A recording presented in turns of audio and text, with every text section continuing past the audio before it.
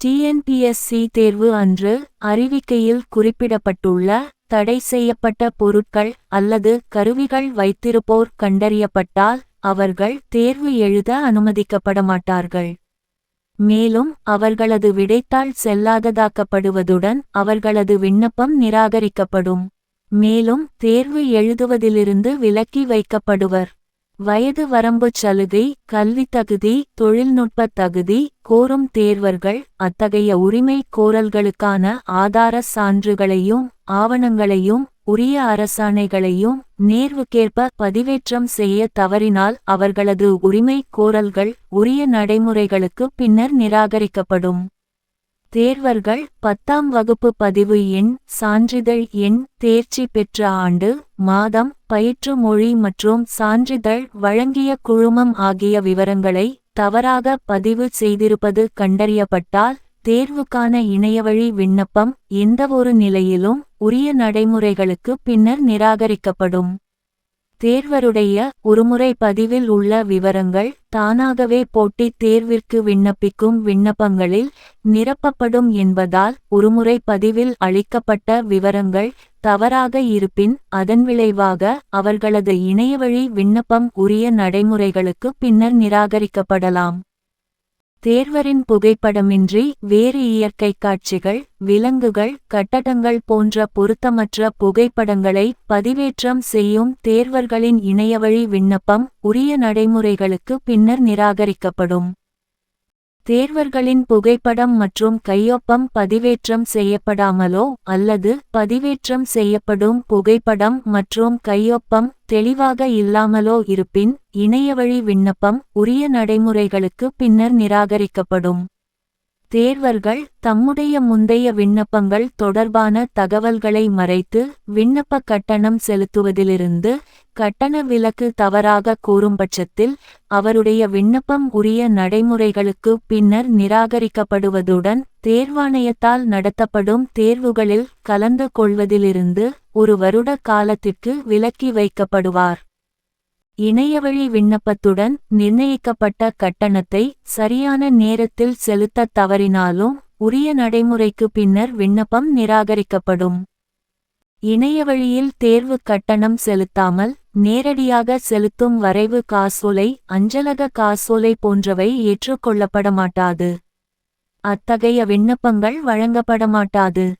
இணையவழி விண்ணப்பத்தில் கொடுக்கப்பட்ட விவரங்கள் மற்றும் சமர்ப்பிக்கப்பட்ட ஆவணங்கள் இடையே வேறுபாடிருப்பின் விண்ணப்பம் உரிய நடைமுறைகளுக்கு பின்னர் நிராகரிக்கப்படும்.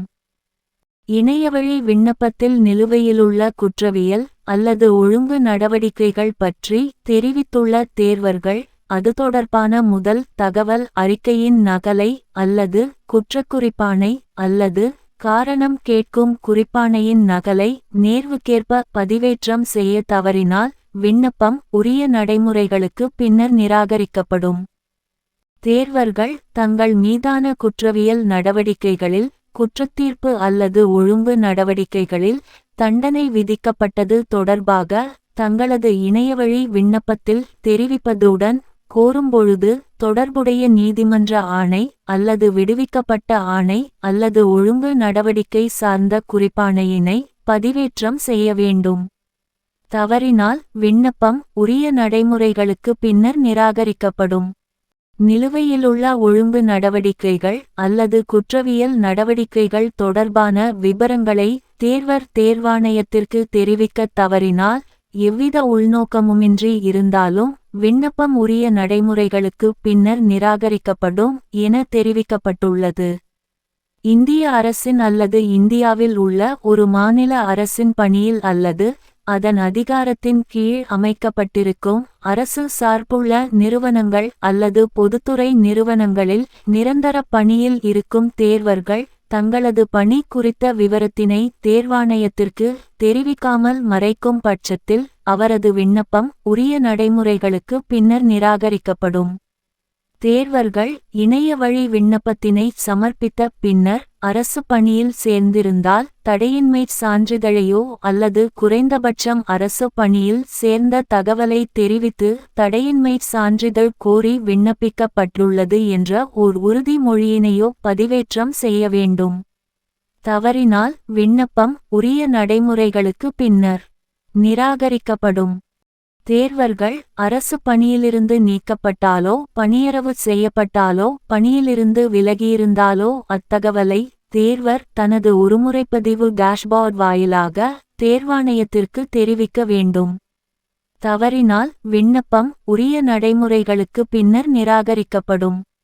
தெரிவு பணிகள் முழுமையாக முடிவடைவதற்கு முன்னர் தெரிவு பணியின் எந்த நிலையிலும் அவரது பணி நிலையில் ஏதேனும் மாற்றம் நேரிடின், அதாவது பணி நியமனம் செய்யப்பட்டாலோ அல்லது பணியிலிருந்து விலகியிருந்தாலோ பணி நீக்கம் பணியரவு செய்யப்பட்டாலோ அது குறித்த தகவலை தேர்வாணையத்திற்கு தெரிவிக்க வேண்டும்.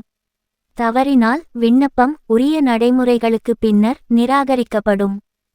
இணையவழி விண்ணப்பத்தில் தெரிவிக்கப்பட்டுள்ள உடல் குறைபாட்டின் வகை மாற்றுத்திறனாளி சான்றிதழில் குறிப்பிட்டுள்ளபடி சரியாக இருத்தல் வேண்டும். இதில் ஏதேனும் வேறுபாடு இருப்பின் விண்ணப்பம் உரிய நடைமுறைகளுக்கு பின்னர் நிராகரிக்கப்படும். நிர்ணயிக்கப்பட்ட குறைபாடுடைய மாற்றுத்திறனாளிகளின் உரிமைகோரலுக்கு குறிப்பிடப்பட்டுள்ள ஆவணங்கள் ஆதாரமாக இல்லையெனில் உரிமைகோரல் உரிய நடைமுறைகளுக்கு பின்னர் நிராகரிக்கப்படும். ஆதரவற்ற விதவைகள் வருவாய் கோட்ட அலுவலர் அல்லது உதவி ஆட்சியர் அல்லது சாராட்சியரிடமிருந்து உரிய படிவத்தில் பெறப்பட்ட சான்றிதழை பதிவேற்றம் செய்ய தவறினாலோ அல்லது விதவை அல்லது விவாகரத்து பெற்றதற்கான சான்றிதழை பதிவேற்றம் செய்தாலோ அவர்களது விண்ணப்பம் உரிய நடைமுறைகளுக்கு பின்னர் நிராகரிக்கப்படும். அனைத்து கல்வி தகுதிகளையும் தமிழ்வழி கல்வியில் பயின்றுள்ளார் என்பதற்கான ஆதாரச் சான்றினை பதிவேற்றம் செய்ய தவறினால் உரிமைகோரல் விண்ணப்பம் உரிய நடைமுறைகளுக்கு பின்னர் நிராகரிக்கப்படும். ஏதேனும் ஒரு பாடத்தை பகுதி நேரமாக படித்ததற்காக தேர்வர் தமிழ்வழி கல்வியில் பயின்றுள்ளார் என சான்றாவணம் ஏதேனும் பதிவேற்றம் செய்தால் ஏற்றுக்கொள்ளப்பட மாட்டாது. மேலும் உரிமைகோரல் உரிய நடைமுறைகளுக்கு பின்னர் நிராகரிக்கப்படும். கணவர் பெயரை குறிப்பிட்டு பெறப்பட்ட சாதிச்சான்றிதழை பதிவேற்றம் செய்தால் தேர்வரின் உரிமைகோரல் உரிய நடைமுறைகளுக்கு பின்னர் நிராகரிக்கப்படும். மாற்றுச்சான்றிதழ் அல்லது சாதிச் சான்றிதழின் அடிப்படையில் பாலினம் சரிபார்க்கப்படும். ஆதார ஆவணங்களை பதிவேற்றம் செய்ய தவறினால் உரிமைகோரல் உரிய நடைமுறைகளுக்கு பின்னர் நிராகரிக்கப்படும். திருநங்கையர் தமிழ்நாடு திருநங்கை நல வாரியம் அல்லாத மற்ற அமைப்புகளால் வழங்கப்பட்ட அடையாள அட்டையினை பதிவேற்றம் செய்தால் உரிமைகோரல் உரிய நடைமுறைகளுக்கு பின்னர் நிராகரிக்கப்படும். இணையவழி விண்ணப்பத்தில் கோரப்பட்டுள்ள திருநங்கை அல்லது திருநங்கை ஆண் அல்லது திருநங்கை பெண் தொடர்பான தகவல்கள் திருநங்கை நல வாரியத்தால் வழங்கப்பட்ட அடையாள அட்டையில் குறிப்பிடப்பட்டுள்ளதற்கு முரணாக இருப்பின் உரிமைகோரல் உரிய நடைமுறைகளுக்கு பின்னர் நிராகரிக்கப்படும். பாலினம் தொடர்பாக தேர்வரின் உரிமைகோரலுக்கு தேவையான ஆவணங்கள் ஆதாரமாக இல்லாதிருப்பின் உரிமைகோரல் உரிய நடைமுறைகளுக்கு பின்னர் நிராகரிக்கப்படும்.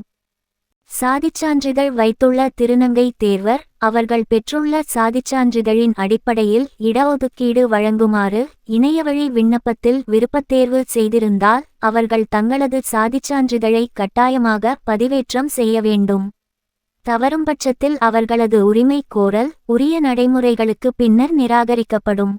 தேர்வர்கள் வினா தொகுப்பு தேர்வுக்கூட அனுமதிச்சீட்டு மற்றும் அறிவிக்கையில் கூறப்பட்டுள்ள அறிவுரைகள் ஆகியவற்றில் குறிப்பிடப்பட்டுள்ள அறிவுரைகளில் ஏதேனும் ஒன்று அல்லது ஒன்றுக்கும் மேற்பட்டவற்றை மீறினால் தேர்வர் நிரந்தரமாகவோ அல்லது தேர்வாணையத்தால் தக்கதென கருதப்படும் காலம் வரையிலோ விலக்கி வைக்கப்படுவதுடன் அவர்தம் விண்ணப்பமும் உரிய நடைமுறைகளுக்கு பின்னர் நிராகரிக்கப்படலாம். மேலும் அவரது விடைத்தாள் செல்லாததாக்கப்படலாம் அல்லது தேர்வாணையத்தால் விதிக்கப்படும் வேறு ஏதேனும் அபராதத்திற்கும் உள்ளாவர். மேலும் தேர்வுகள் தெரிவுகளில் கலந்து கொள்வதிலிருந்து விலக்கி வைக்கப்படுவது மட்டுமல்லாமல் தேர்வர்களின் விண்ணப்பங்கள் உரிய நடைமுறைகளுக்கு பின்னர் நிராகரிக்கப்படும். விடைத்தாள் செல்லாததாக்கப்படும். குறிப்பிட்டுள்ளவாறு குற்றவியல் நடவடிக்கையும் எடுக்கப்படும். பொதுவாக அனைத்து தேர்வர்களும் தேர்வாணையத்தின் இணையதளமான www.tnpsc.gov.in இல் உள்ள விண்ணப்பதாரர்களுக்கான அறிவுரைகள் மற்றும் அறிவிக்கையில் உள்ள அறிவுரைகளை கவனமாக படிக்குமாறு கேட்டுக்கொள்ளப்படுகிறார்கள். தேர்வரால் அளிக்கப்பட்ட விவரங்கள் தவறு என்றாலோ தேர்வாணைய அறிவுரைகள் அல்லது விதிகள் மீறப்பட்டுள்ளன எனக் கண்டறியப்பட்டாலோ எந்நிலையிலும் தெரிவு செய்யப்பட்ட பின்னர் கூட விண்ணப்ப நிலையை உரிய நடைமுறைகளுக்கு பின்னர் நிராகரிக்கும் உரிமை தேர்வாணையத்திற்கு உண்டு. இதுபோன்ற வீடியோக்களை தொடர்ந்து பெற இந்த சேனலை சப்ஸ்கிரைப் செய்து கொள்ளுங்கள். உங்கள் கருத்துக்களை கமெண்ட் செய்ய மறவாதீர்கள்.